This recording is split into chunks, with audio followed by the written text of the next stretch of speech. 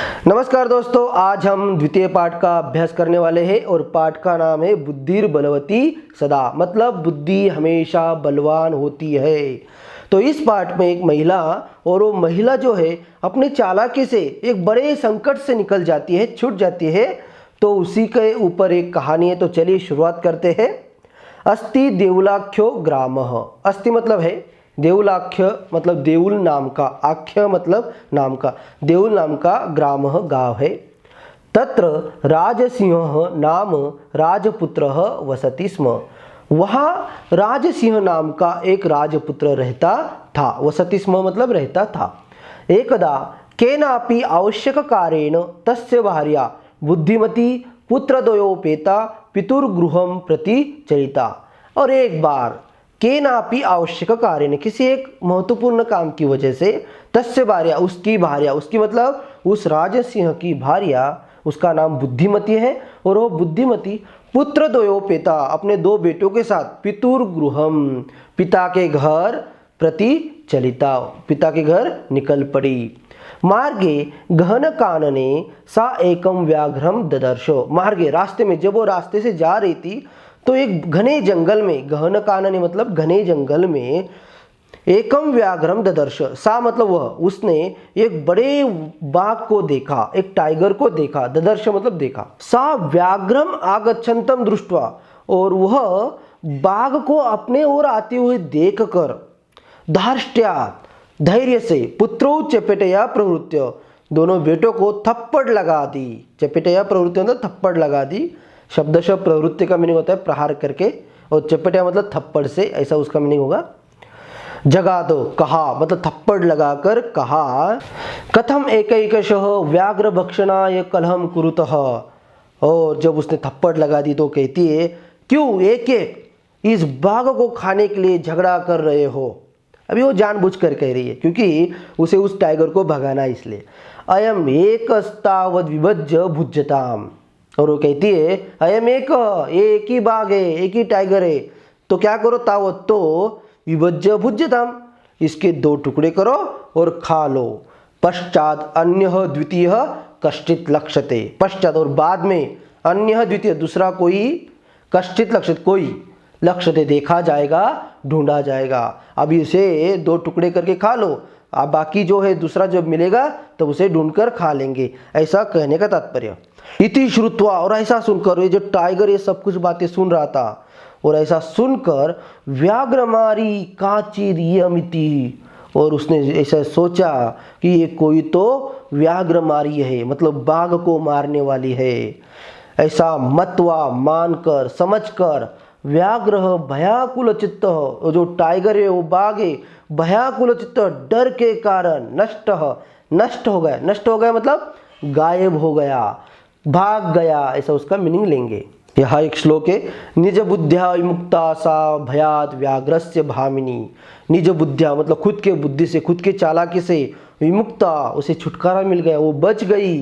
किससे? सा वह, भयात व्याघ्रस्य भामिनी, भामिनी मतलब सुंदर, वह सुंदर श्री बाघ के भय से वह छूट गई, उसे छुटकारा मिल गया।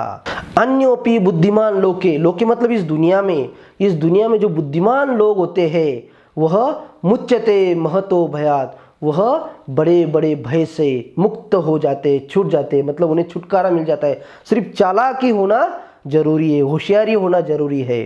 भयाकुलम व्याघ्रम दृष्ट्वा, और जब वो जो टाइगर भाग रहा है डर के कारण, उस भयाकुलम व्याघ्रम दृष्ट्वा, उस डरे हुए बाघ को देखकर, कष्टित धूर्तः कोई एक धूर्त, शृगालः हसन आह, शृगाल मतलब सियार, हंसते हुए बोला, आह मतलब बोला, भवान कुतः भयात् पलायितः, आप किसके भय से भाग रहे हो। तब व्याघ्र ने कहा, गच्छ गच्छ जाओ जाओ, जम्बुक हे जम्बुक मतलब सियार, त्वम अपि किंचित गूढ़ प्रदेशम, तू भी किसी एक गूढ़ प्रदेश में चले जा, एक घने जंगल में चले जा, घने देश में चले जा, जहां तुझे कोई ढूंढ नहीं पाएगा। ये तो व्याघ्रमारी इति या शास्त्रे श्रूयते तया अहम हंतुम आरब्धः। ये तो क्योंकि, वो क्यों बोल रहा है कि तू यहाँ से भाग जा। व्याघ्रमारी इति, व्याघ्रमारी बाघ को मारने वाली, या शास्त्रे श्रूयते, जो मैंने शास्त्रों में किताबों में सुना था, ओके, श्रूयते सुना था, तया अहम, उसके द्वारा मैं हंतुम आरब्ध, मतलब वो मुझे मारने वाली थी, उसने मुझे मारने की शुरुआत की थी। परंतु गृहीत कर जीवित, मैंने मेरे प्राण गृहीत पकड़ लिए, कर मतलब हाथ में, मैं मेरे प्राण हाथ में पकड़ कर, मेरी जान हाथ में पकड़ कर, नष्ट, वहाँ से गायब हो गया, वहाँ से भाग गया, शीघ्रम, तुरंत ही उससे, उसके आगे से, तद अग्रत मतलब उसके आगे से तुरंत भाग गया, मैं मेरे प्राण बचाकर भाग गया। शृगाल, तब शृगाल कहता है व्याघ्र, हे टाइगर, ये संबोधन है। त्वया महत् कौतुकम आवेदितम, तूने बहुत बड़ा आश्चर्य मुझे बताया। यन मानुषादपि बिभेषि, कि तू इंसान से भी डरता है। तब उस बाघ ने कहा, व्याघ्र, प्रत्यक्ष में हो, अरे मैंने प्रत्यक्ष देखा, मेरे सामने देखा। मया मतलब मैंने, सात्म पुत्रावेकैकशो, मतलब सात्म पुत्रौ एकैकशः, ऐसा उसका विग्रह। तो सात्म पुत्र मतलब उस महिला के जो बेटे थे, एकैकशः मतलब वो एक एक, माम अत्तुम, मुझे खाने के लिए, अत्तु मतलब खाने के लिए, कलहायमानो, झगड़ा करते हुए मैंने उन्हें देखा, और चपेटया प्रहरंती दृष्टा, और उस महिला ने उन दोनों को थप्पड़ लगा दी, ऐसा मैंने दृष्टा देखा। तब जम्बुक कहता है, जम्बुक मतलब वो सियार, स्वामी, हे मालिक, यत्रास्ते सा धूर्ता, जहाँ वो धूर्त श्री तत्र गम्यता, वहाँ चलते, वहाँ हम दोनों चलते। व्याघ्र, हे टाइगर, यहाँ संबोधन है। तव पुनः तत्र गतस्य, तेरे वापस जाने से, यदि सा सम्मुखम अपि ईक्षते, यदि वो तेरे सामने यदि दिखती है, तरी त्वया अहम हंतव्यः इति, तो तू मुझे मार डाल, ऐसा वो कह रहा है। मतलब उसे विश्वास दिला रहा है कि वो कुछ नहीं करेगी, वो तुझे देखकर भाग जाएगी, ऐसा उसे विश्वास दिला रहा है। यदि ऐसा नहीं हुआ तो तू मुझे खा ले, ऐसा वो जम्बुक कहता है। खा ले मतलब तू मुझे मार डाल।